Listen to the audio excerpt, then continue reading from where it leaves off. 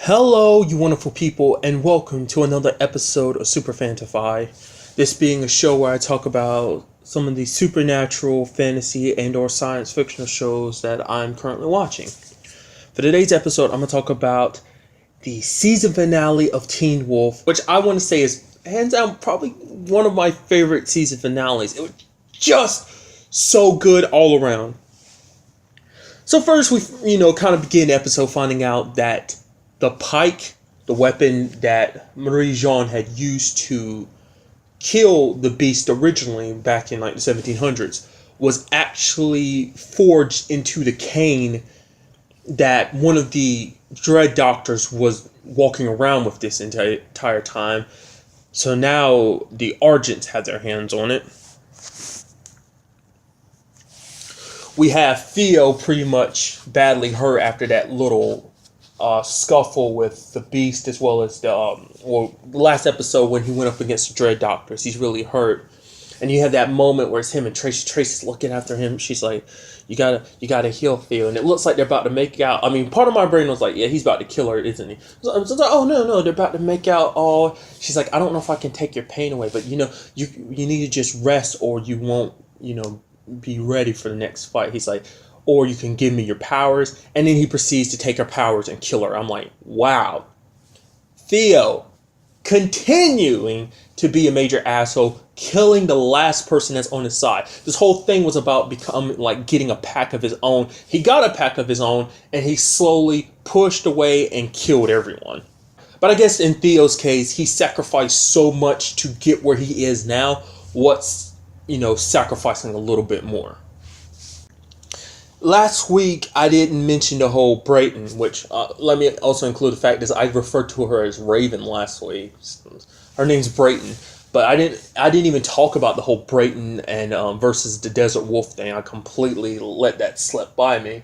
But the Desert Wolf has been sealed into the house by Brayton. Well, Malia's still in the house with her, but it was the only way Brayton could make sure that, the Desert Wolf doesn't, get her away. So she sealed the, house up with mountain ash, so Desert Wolf couldn't leave.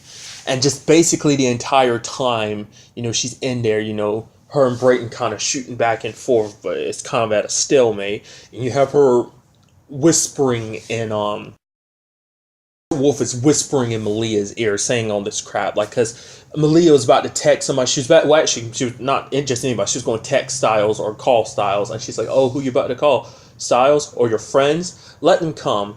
Just know that if they come here, it's going to be your fault that I end up having to kill more people than just you." So which causes Malia to kind of go like, "No, I can't." So things heat up in the fight. Brayton at one point ends up getting seriously hurt, and then it comes down to almost like a showdown between Malia and her mom.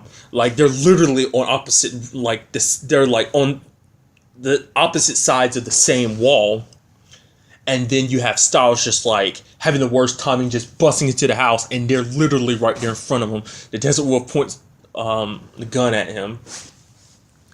Scuffle happens, and basically Styles kind of gets hurt. Styles is here in the first place because Scott sent him there with something. At that point in time, you don't know what it is.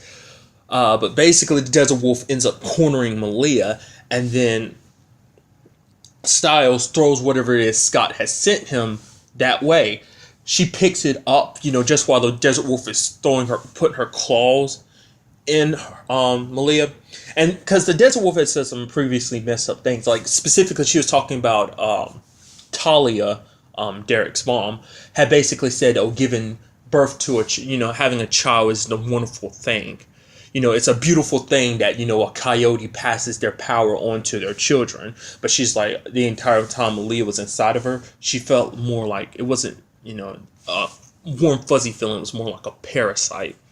But while she's out there trying to drain away Malia's powers, the thing that Styles had brought her with those claws of that werewolf who tried to there's something that the Dread Doctors had made. Remember the werewolf at the beginning of the first half of season 5 who came to try and take Scott's true alpha abilities but couldn't?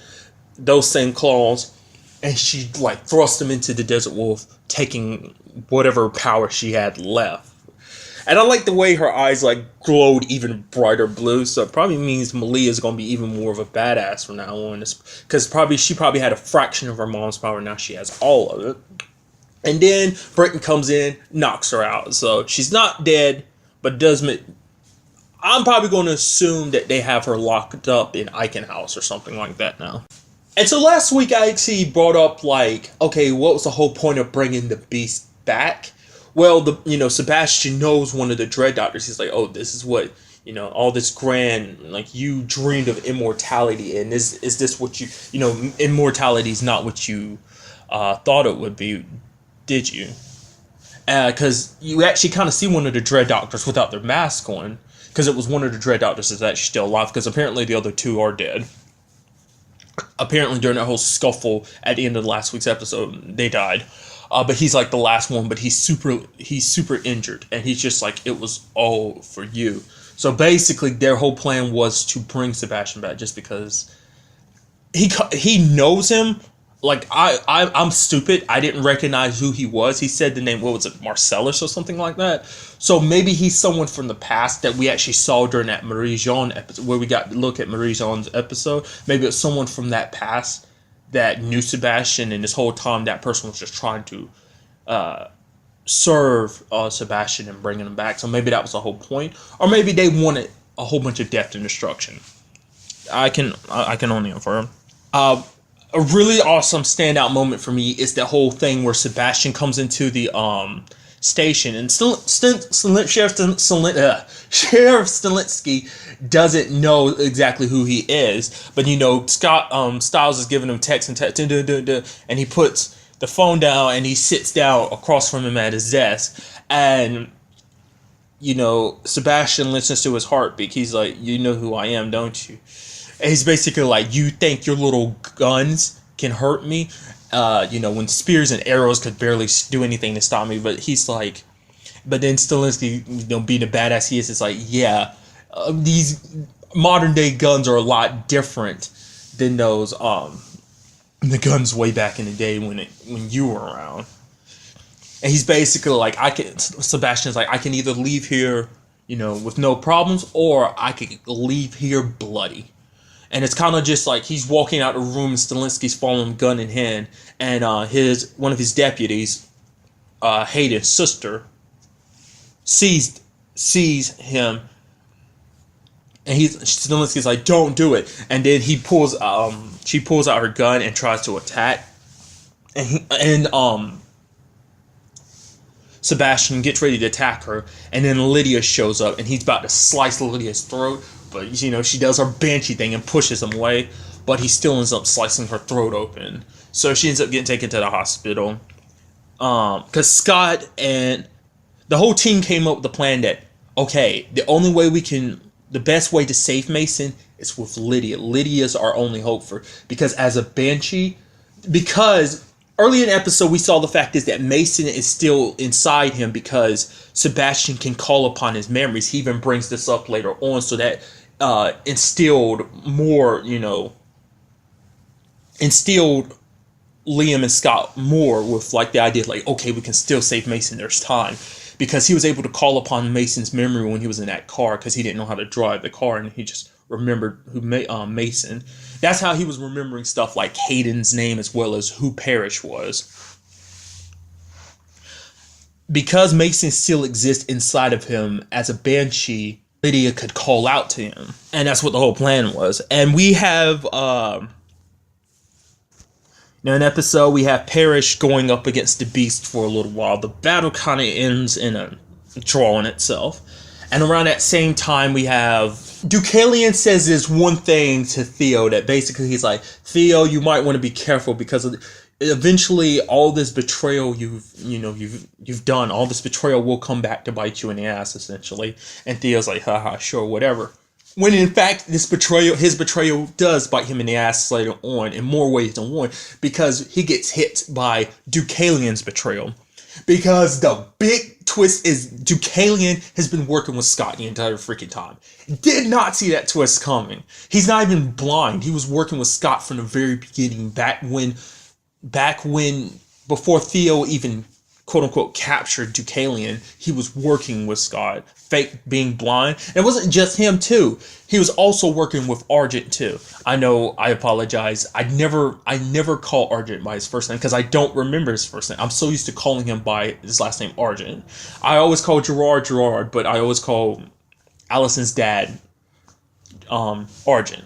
So apparently he's been working with him too, because it's like, yo, and he told Gerard, he's like, you think I'm stupid? Dad, I know you.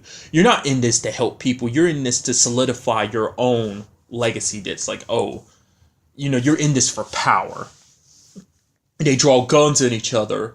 And then Scott and Liam are walking away and you hear pow, and just a single gunshot. Later on, you find out the fact that Gerard is still alive. He didn't kill him. Part of me is like, you should have killed Gerard, but it's like, that's your dad. You're not going to put him down like that. Apparently, he shot him in the arm or something, but he'll be fine. You have Kira showing up to help. Previously, Lydia had fallen down when Scott was trying to grab onto her, but you have Theo, who was jamming his claws into Scott's side, with the kinema venom that he just, recently got from Tracy. And she ends up falling. Basically, she was trapped wherever she was, and then Kira shows up, slices either the door or the wall down, and just like, sorry it took me so long. And then we have that final showdown. You have Scott and Liam fighting to save Mason. Sebastian ends up, getting an upper hand. And you have Liam deciding, he's like, I have to save you, Scott, because, he's literally over there about to kill Scott. It's like, Scott's telling Liam, don't do it. Liam tries to use the cane to kill him, but can't. And then, at the time, Sebastian ends up getting, his claws into Scott's neck. And ends up, reading his memories. And then, in his memories, he sees, Scott's memories of Allison, which... As we know, Allison looked a lot like Marie-Jeanne. I mean, obviously, they are both played by Crystal Ree. But this distracts him for a second because it's Marie, it took him by surprise. And in that moment, Scott was able to, break free from him. We have Lydia showing up and then just calling out Mason's name. And then they split from me. The Beast and Mason split. Corey popping up out of nowhere, having been hidden the entire time, grabs Mason. Then the Beast goes off trying to escape. Paris shows up and grabs it, and it's like, Scott, do it. And then Scott picks up the cane, throws it, bam, kills the Beast. Just super epic. But it doesn't stop there, because then we have Theo showing up, calling out to Scott, and he uses the electricity power and tries to shoot it at him. Kira comes over, swings her blade, and conducts electricity, and goes, the Skinwalkers have a message for you. Your sister wants to see you, or something like that. Does a badass thing where she stabs the ground, and then the ground starts opening up, and voila, pops up Theo's sister, and she grabs him and starts pulling him down. One can only assume, I like to think maybe that whole thing was a metaphor for him going to hell. I don't know. Maybe it's just, I really don't know what that was.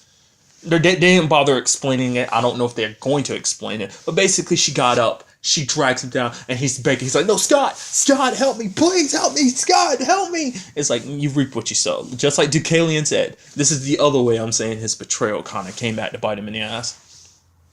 And he gets sucked in, so... Pretty much ends with life kind of going back to normal for some people. Hayden had previously gotten injured in earlier when Sebastian had kidnapped her. As a chimera, she went to Deaton, and Deaton said he wasn't sure if he could help her because there's no guarantee she'd be able to heal from the wounds. And Scott tells her, it's like, are you sure about this? She's like, yeah, I'm sure. And you're like, okay, what does that mean? And you see Scott, eyes turn red and his fangs come out. And then all of a sudden you see Liam waiting. And then he turns and Hayden's there, pops up. And then her eyes are yellow. So it's like, she's a werewolf now. So, which answered my question previously. She wasn't a werewolf before. She was just simply a chimera. It never discussed, what kind of chimera she was. Essentially, it seemed like she was just an enhanced human. But... now she is officially a werewolf. Scott's got another beta. That's pretty awesome. But, more importantly, you got Liam and Hayden being all cute and adorable. Kira has to go back with the Skinwalkers. That was part of the agreement, part of the price she has to pay. She tells Scott she will be back. It'll take some time, but she will be back. You have life at school kind of returning to normal. And then we have one final shot that shows us that that Nazi werewolf that was in the tank. He's essentially free. You actually see his footprint slowly change it from a wolf's footprints into a human's footprint. So meaning he's out there in human form. But that's next season's problem. And which there is going to be a new season.